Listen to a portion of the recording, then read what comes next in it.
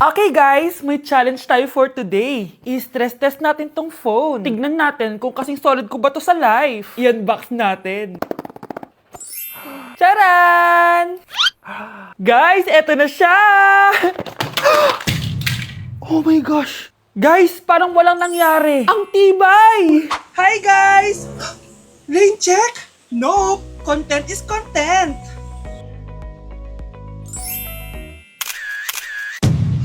Ay! Naku, wait lang! Buhay pa ba to?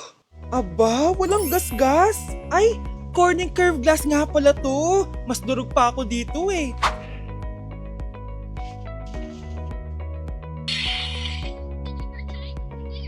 Legit! Kahit sabay-sabay, smooth pa rin. Sana all multitasker.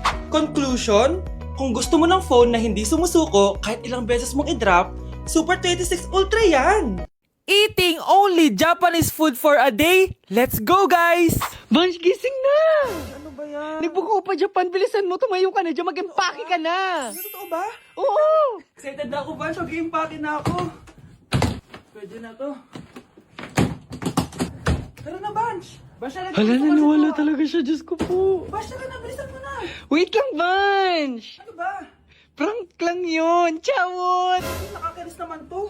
Pero may challenge ako sa'yo. Ano na naman yan? Eating only Japan foods for a day. At kapag nasucceed mo yon, pupunta tayo ng Japan. Tabi mo yan Tara! Good morning guys. So it's currently 10:08 a.m. and magbe-breakfast na tayo. So hanap tayo ng Japanese food. Guys, meron silang onigiri. May nakita akong Japanese drink ko, so try natin. Itadakimasu! Kainin na natin. Sana kalasa niya yung sa Japan. Wait, paano to? Hindi ko siya gets, pero ayan, ganyan siya.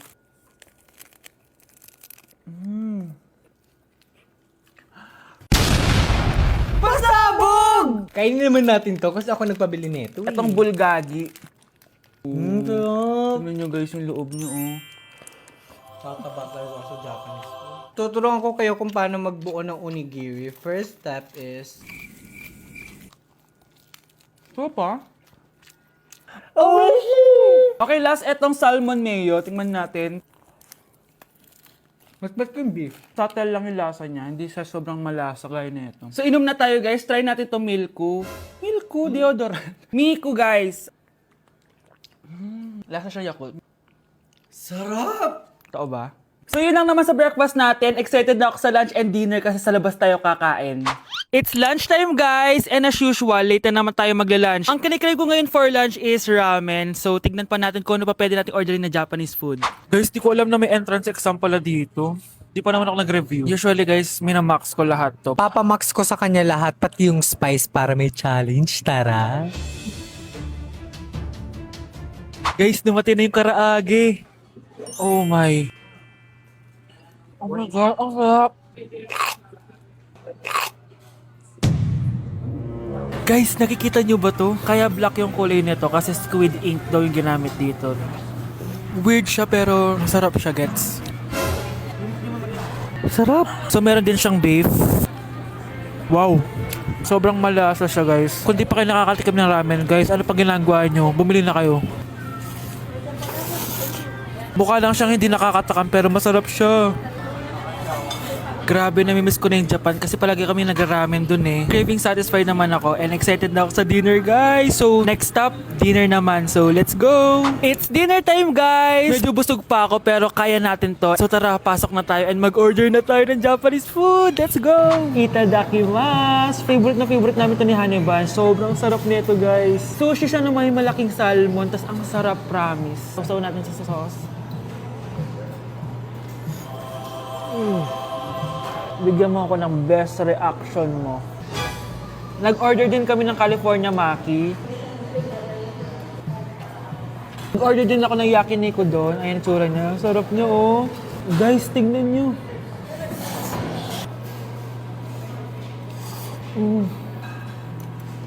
Okay, next natin. Meron tayong tempura. Ang init. Nawalan ako ng gana. Hindi ko alam kung mahal siya, pero 400 plus to. Itong dalawang stick lang na to. And authentic Wagyu daw to. Kuwang kunin sa Japan. Sobrang busog. So yun lang naman mga anteret. So yun lang guys. Thank you for watching this video. And sobrang nabusog ako and nasatisfy ako sa kinain ko ngayon. Mag-comment kayo kung ano pang gusto nyo i-challenge sa akin at gagawin natin yan. And guys, we're going to Japan soon! Kasi nagawa ko, di ba? Sabi mo, lilibre mo ako ng ticket sa Japan. Arigato gozaimasu! Bye!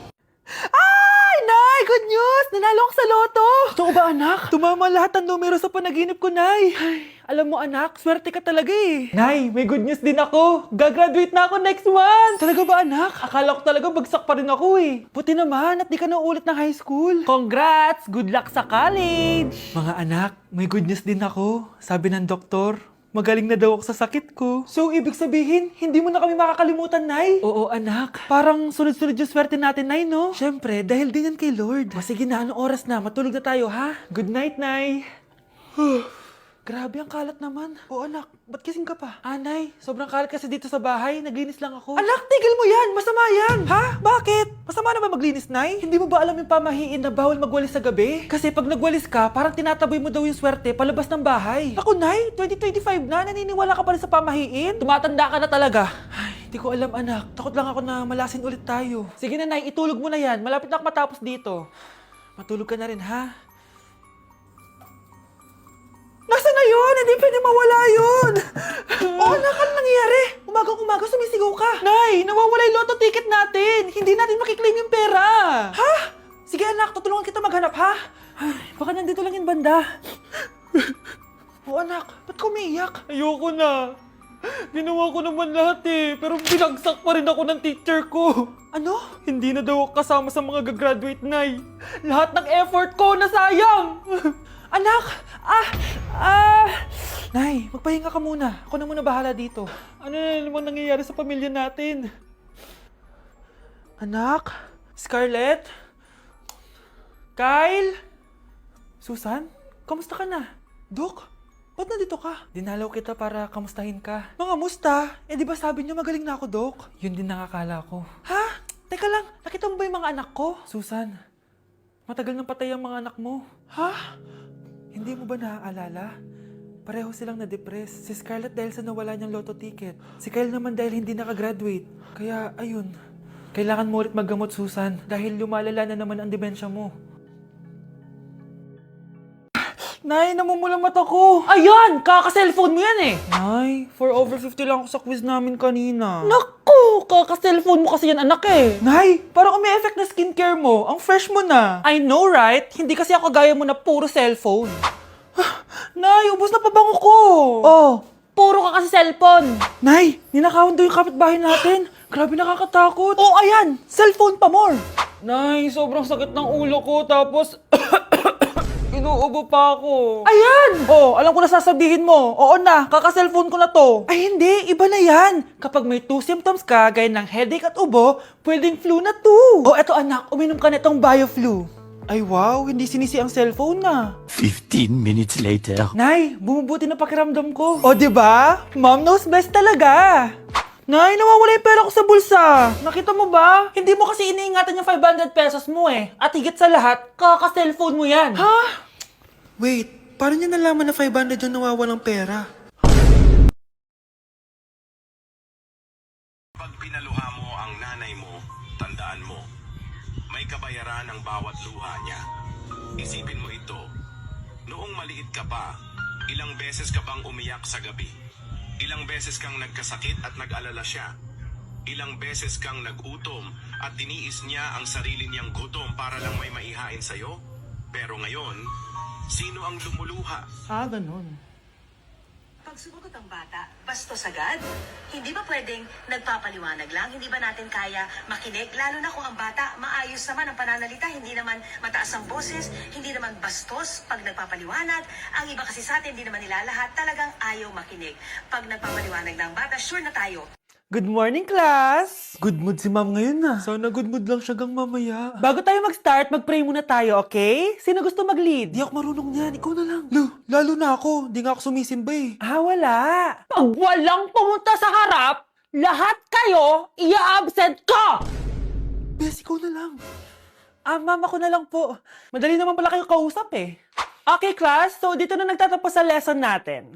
Oh, May 1 oras pa pala tayo eh. Sige na, i-dismiss ko na kayo. Yes, be, tara gala tayo. Tara be, buti na lang talaga dinismiss tayo agad.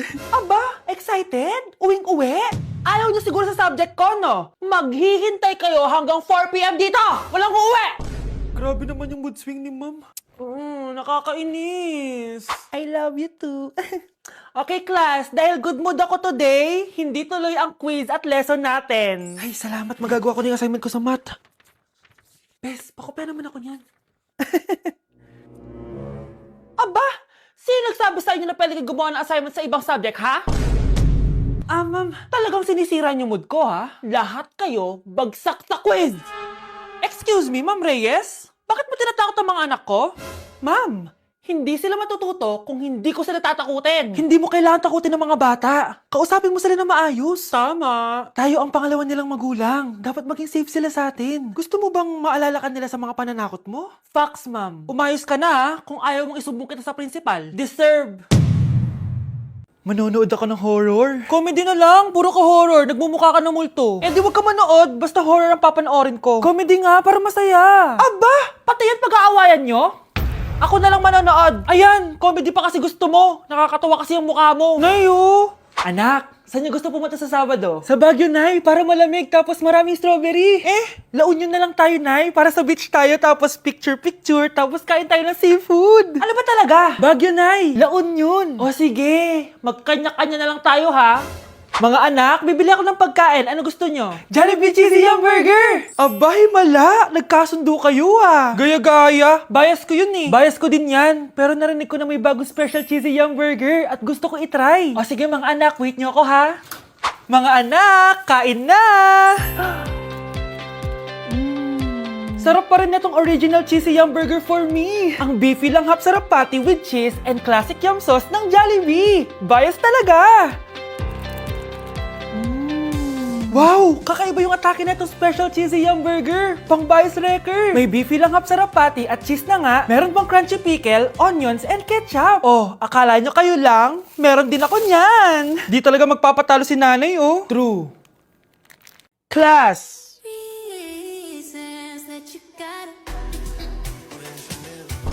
Pinakaniwala mo lang lahat. Or in fact, ako pa nga dapat yung magtanong sa'yo eh. Minahal mo ba talaga ako? Ang kapal ng mukha mo, minahal kita! Minahal kita ng sobra-sobra! How you could take like going back to Honolulu just to get that Maui Wowie, that Maui. Sa tupok din, sa bakong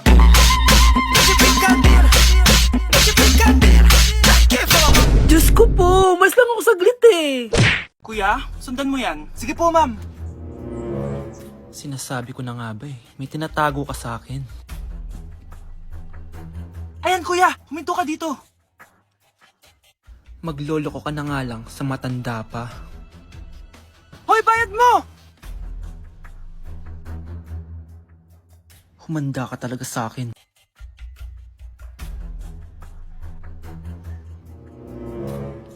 Ang sweet niyo naman, may paregalo ka pa ha? Ano yun? Scarlett? Anong ginagawa mo dito? Manloloko ka! Pinagpalit mo ko dito sa matandang pangit na to? May paregalo ka pa ha? Eh sa akin nga wala kang binibigyan na regalo eh! Scarlett, magpapaliwanag ako. Manahimik ka! At ikaw naman, matandang pangit, sayong-sayo na tong boyfriend ko! Magsama kayong dalawa! Aba, walang respeto tong girlfriend mo ah. Ano pinagsasabi mo, Scarlett? Nanay ko to. Excuse mo lang yan! Mukha nga nagtatago ka kanina eh! Nagtatago ako kasi isusurprise namin yung tatay ko. Ganito babae ba yung gusto mo, anak? Yung walang modo? Nay, pagpasensyahan niyo na siya. Tita, sorry po. Anong sorry? Matandang pangit ako, di ba? Lumayas ka dito, babae ka! Sorry na, tita. Ayaw mo lumayas, ha? Brownie! Good boy. Tumakbo ka na!